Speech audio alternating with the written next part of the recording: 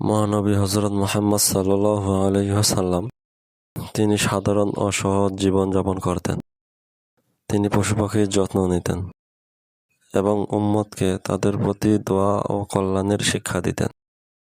আবু হুরায়রা রাদিয়াল্লাহু তাআলা আনহু হতে বর্ণিত, রাসূল সাল্লাল্লাহু আলাইহি ওয়াসাল্লাম বলেছেন, প্রত্যেক নবী তার জীবনে পশু পালন করেছেন। সাহাবারা জিজ্ঞেস করলেন, আপনি কোন পশু চড়িয়েছেন হে আল্লাহর রাসূল? তিনি সাল্লাল্লাহু আলাইহি সাল্লাম বললেন, আমি মক্কার লোকদের জন্য সামান্য মজুরিতে ছাগল চড়িয়েছি।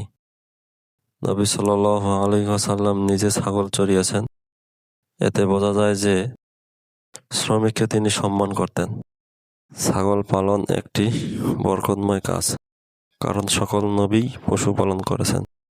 এতে বিনয়, ধৈর্য ও দায়িত্ববোধের শিক্ষা রয়েছে।